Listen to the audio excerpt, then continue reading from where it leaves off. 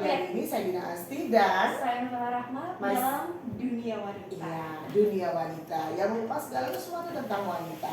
Dan pagi hari ini seperti yang sudah kita sampaikan di awal-awal tadi ya, kita bakal kedatangan seorang narasumber yang juga akan bercerita tentang sosoknya yang wanita. Nah, spesial Wanita sekali banget. di pagi hari ini kita sudah di studio, sudah kedatangan tamu spesial dari Polresta Banyuwangi. Iya, ada apa? Kak Dina nggak kasus kan? Kamu melanggar ya tadi kalau dicari-cari polisi pagi-pagi. Saya selalu taat ya, Oh, taat lalu udah pakai lintas. helm? Pakai dong, masker pakai. Tapi bukan itu deh kayaknya yang mau Bukan mau ya. kita bahas, yang mau kita ajak ngobrol pagi hari ini. Pagi hari ini kita mau ngajak ngobrol seorang perempuan Iya. yang punya kiprah di kepolisian, Nah, tapi juga beliau seorang wanita dan ibu rumah tangga. Peran ya, berperan apapun, multi talenta. Ya, seperti yang saya bilang tadi, perempuan itu harus multi talenta. Bisa benerin genteng.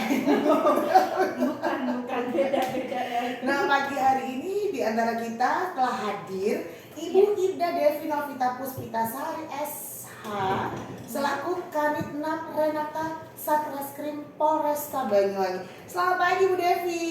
Pagi Mbak Dina. Iya, selamat pagi. Selamat Saya pagi. Makola Rahma. Oh iya, selamat pagi Mbak. Apa kabar? Alhamdulillah baik. Suaranya masih tetap sama. Tegas banget ya. Ini surprise banget loh. Novela pagi hari ini kedatangan beliau ini. Saya kan baru dihubungin sama teman-teman kreatif tuh kemarin. Iya. Mbak Dina, tamunya besok ini adalah beliau gitu. Oke. Ternyata teman SMP saya. Oke. Ternyata nggak jauh-jauh ya. Saya juga kaget pagi ini. Jadi- Beliau ini kan lama tidak di Banyuwangi. Sejak kapan Bu Anda balik kandang? Saya di sini sekitar Januari kemarin. Mm-mm. Januari kebetulan saya ditempatkan di sini. Mm-mm. Alhamdulillah diberi kesempatan untuk kembali lagi pulang. Oke. Setelah berapa tahun? Ya, 10 tahun atau Wow. 15 tahun. Iya udah lama banget ya kita nggak. 15 tahun kayak Mbak. 15 tahun. 15 tahun saya Lama banget melawan ya. buana. Udah. Dan ternyata saya kembali lagi, alhamdulillah dekat dengan keluarga. Alhamdulillah. Ya, cuman sama anak jauh. Oh masih LDR. Iya, ya disyukuri aja. Namanya tugas, kita mau ditempatkan di mana saja kita siap. Gimana rasanya udah balik lagi? Jadi Jadi banget. Kita lulus 2 tahun yang lalu ya Bu. ya masih remaja kita ya. Kembali muda, jadi flashback kenangan-kenangan masa lalu ya. Iya. Ibu Devi ini seorang polwan ya, polisi wanita yang bertugas di Polresta Banyuwangi sejak kurang lebih masuk 9 bulan ini ya Bu ya. Oh, baru. Baru 9 bulan ini di Banyuwangi. Awal mula sebelum kita ke materi ya. Iya. Awal mula pindah ke Banyuwangi. Korek Kita berhenti dulu. profilnya. Awal mula masuk ke Banyuwangi apa yang ditemukan yang tidak ada di tempat dinas terdahulu? Di Banyuwangi ini saya menemukan karakteristik warga sini yang sungguh luar biasa. Karena saya sudah meninggalkan sini kan sekitar 15 tahun yang lalu. Saya ngelihat memang tipikal orang Banyuwangi sekarang sudah modern. Oh gitu. Iya, tidak seperti yang saya temui saat saya meninggalkan sini. Karena saya sudah lama di daerah yang mayoritas itu kaum Madura, Mbak. Oke. Kita dengan komunitas yang ya berbeda ya Mbak ya. Berbeda suku pasti berbeda dengan karakteristiknya. Tapi dengan karakteristik orang Banyuwangi yang sudah modern sehingga pembaruan itu bisa diterima di masyarakat sini. Lebih mudah diserap oleh warga Banyuwangi. Mudah diserap, betul. Ibu ini lagi berarti apa namanya pendekatan lagi? Saya secara tidak langsung sudah lupa bahasa Banyuwangi. Oh, titik Lupa saya. Saya jadi tolong lemak, jadi orang Madura saya. Kebetulan suami saya orang Madura. Jadi kebiasaan setiap hari bahasa Madura. Jadi sudah ini. Lali weh. Tapi aslinya Banyuwangi. Asli sini. kerja di Polwan, kebetulan berdinasnya tidak di sini. Saya di Malang, kemudian pindah ke Bondowoso. Oh pernah ke sini tapi hanya Singgah aja. Iya, numpang lahiran aja. Kurang lebih setahun Mbak. Oke. Numpang lahiran, setelah itu ke Jember. Terus saya sekolah dan alhamdulillah diberi kesempatan untuk kembali ke tanah Kelahiran. Oke. Ibu Devi, tanggal 1 September yang tidak banyak orang tahu menjadi hari momentum penting bagi polisi wanita. Ya, tanggal 1 September itu ditandai sebagai Hari Polwan. Tahun ini yang keberapa Bu Devi? Tahun ini yang ke-74 Mbak. Selamat ulang tahun ya Sama-sama, terima kasih untuk Polwan di Banyuwangi. Polwan Republik Indonesia. Iya, pada umumnya. Dan mudah-mudahan Polwan Indonesia ataupun juga Polwan yang ada di Banyuwangi bisa menjadi pengayom untuk masyarakat Banyuwangi. Cerita dulu dong, Bu Devi, kita nggak banyak tahu ya. Sejarah Hari Polwan Nasional ini seperti apa? Gini Mbak, saya ceritakan secara garis besar di sini bahwa awal mula itu adalah di tahun 1948, 1 September 48. Jadi awal itu adalah adanya ketidakstabilan Kamtipmas di Indonesia, sehingga kemudian mengharuskan penduduk Indonesia itu untuk mengungsi. Dan ketika dalam keadaan seperti itu dibutuhkan adalah wanita-wanita untuk melakukan evakuasi, untuk melakukan pemeriksaan terhadap penduduk warga Indonesia yang dalam saat itu dalam keadaan Kamtipmas yang kurang kondusif. Darurat lah ya. Darurat. Selanjutnya kemudian kemudian itu ada di SPN Bukit Tinggi yang kemudian itu menerima polwan sebanyak 6 orang. Itulah cikal bakal adanya polwan di Indonesia. Jadi rangkumannya adalah pada saat tahun berapa Bu? 1948. Setelah kemerdekaan. Indonesia masih belum kondusif nih. Belum. Jadi dirasa mungkin kehadiran seorang polisi wanita dibutuhkan. Jadi dibentuklah polisi wanita, sekolah polisi wanita. SPN.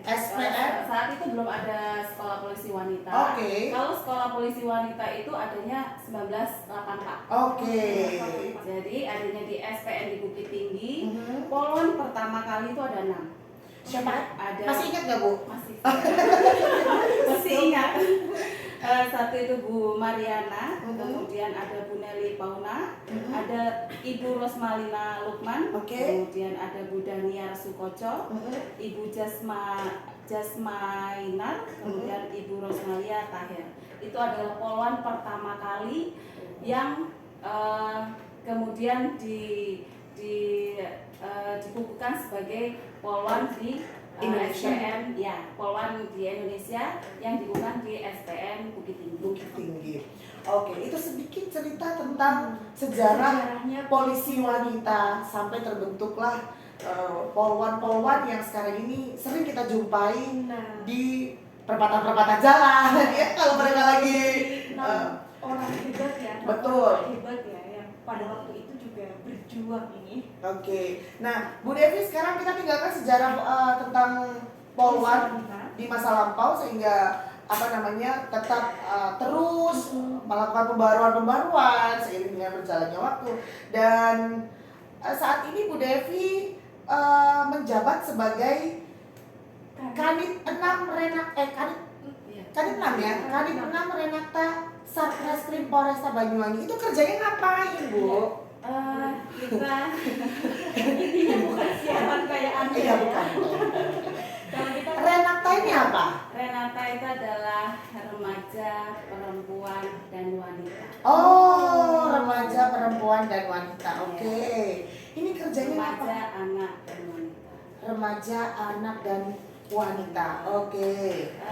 Terkhusus kita bekerja atau menangani segala sesuatu hal yang berhubungan dengan perempuan dan anak. Oke. Contohnya semua kasus. Semua kasus itu berupa kekerasan, mau kekerasan seksual ataupun kekerasan fisik dan kekerasan yang lain.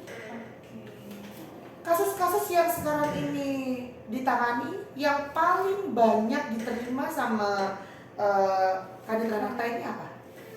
Di Banyuwangi paling khusus. Kalau untuk banyaknya kita tidak bisa melihat secara ini ya Mbak, satu garis yang kita lihat aja. Tapi kita melihatnya di tahun 2022 ini tingkat kekerasan seksual di lingkungan pendidikan itu banyak. Ya. Di lingkungan pendidikan. Ada. Ya. Oke. Kalau mungkin tahun kemarin ada mungkin KDRT yang banyak. lebih tinggi. Kalau Kalau di tahun ini kekerasan seksual yang melibatkan korban anak itu di usia angkanya lebih lebih tinggi. tinggi daripada kasus kekerasan dalam rumah tangga. Apa ada hubungannya dengan corona yang kita cuma tinggal di rumah aja kali ya? Betul, itu juga bisa, itu juga mempengaruhi. Salah satunya ya Bu ya? Salah satunya seperti itu. Dan mungkin, tapi ya banyak faktor ya Mbak yang bisa mempengaruhi. Salah satunya itu anak adalah kaum rentan yang belum sedikit diberikan edukasi tentang bahaya kekerasan seksual. Oke. Seperti itu. Kalau anak dibilang adalah kaum yang rentan tentang kasus pelecehan seksual yang Devi, lalu sebaiknya bagaimana kita sebagai orang tua melindungi anak-anak kita dari tindak kekerasan seksual? Ya, betul itu Mbak. Itu pertanyaan yang luar biasa. Karena memang bagaimanapun itu keluarga adalah berperan penting dalam menjaga anak kita. Salah satunya kita memberikan edukasi seksual. Oke. Apa yang boleh dipegang, apa yang tidak boleh dipegang. Dengan siapa kita boleh memberikan informasi tentang jati diri kita, dengan siapa kita boleh berinteraksi secara khusus. Nah itu perlu kita berikan kepada anak kita. Oke. Gitu. Selain dengan Sedini mungkin ya? lingkungan. Ya, sedini mungkin.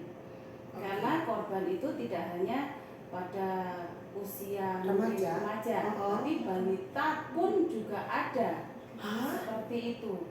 Jadi makanya kalau memang seperti itu, makanya yang saya sampaikan tadi, keluarga memang sangat berperan penting. Oke. Tapi kadang kasus-kasus sekarang itu justru ini ada beberapa kasus yang dalam keluarganya sendiri ini terjadi hal seperti itu. Ada. Di Banyuwangi ada? Tadi kita Kalau di Banyuwangi tidak ada. Mudah-mudahan tidak ada. Alhamdulillah ada, cuma tidak dalam keluarga inti. Oh. Tapi memang kekerasan itu tidak akan jauh dari ruang lingkup kita. Jadi Jadi siapapun itu perlu diwaspadai gitu Bu Devi ya? Kakek, paman, tetangga, sebagian besar itu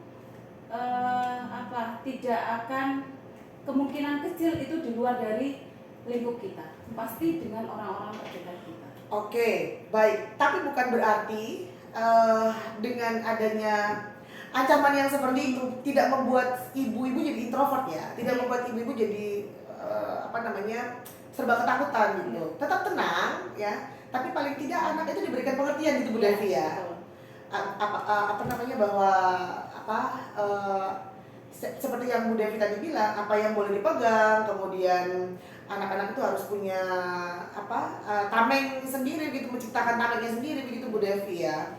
Karena memang di era seperti sekarang ini tuh perempuan serba salah ya di masyarakat ya. Maksudnya gimana?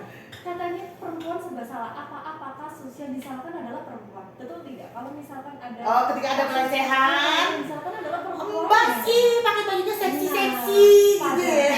Itu salah ya. Tidak seharusnya semua perempuan itu dalam kasus disalahkan. Itu gimana tanggapan Bu Devi? Kalau menurut saya ya adanya kesempatan dan niat itu aja. Jadi ada suatu tindak pidana, ada tindak kejahatan, adanya niat dan kesempatan. Jadi kalau memang kesempatan itu tidak ada, tidak akan mungkin terjadi. Oke, Begitu betul. juga sebaliknya. Betul, setuju saya mah. Setuju banget sih. Kalau tidak ada kesempatan tidak akan terjadi. Betul sekali. Apapun kasusnya. Kalau misalkan kasus pelecehan di media sosial dengan mungkin kata-kata yang kita tidak terima itu bisa nggak sih Bu dilaporkan?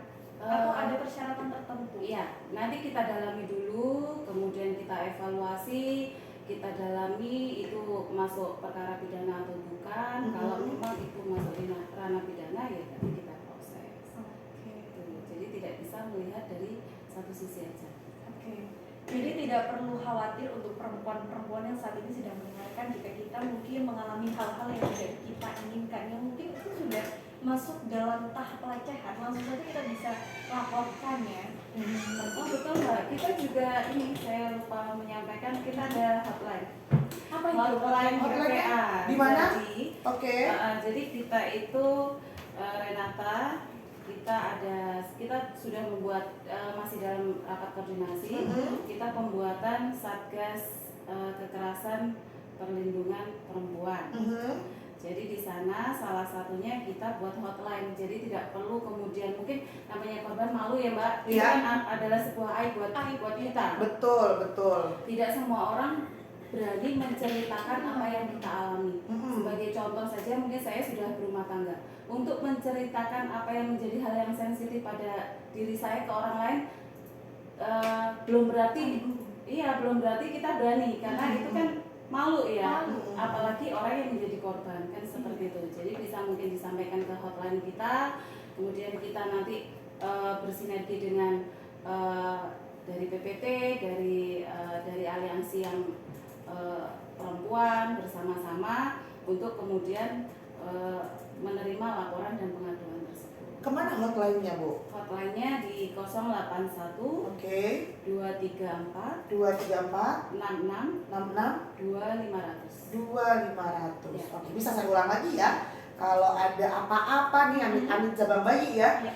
bisa langsung menghubungi hotline-nya PPA ya, Bu ya. Betul. Di 081 234 66 2500. Sekali lagi di 081 234 66 2500. Oke, nanti kita bakal ngobrol lagi panjang lebar. Kayaknya obrolan kita makin seru pagi hari ini. Ternyata banyak sekali yang diurusin sama Ibu Devi dan teman-temannya di Renata tadi. Kita bakal ngobrol-ngobrol lagi nanti selepas jeda pariwara berikut ini. Jangan kemana-mana.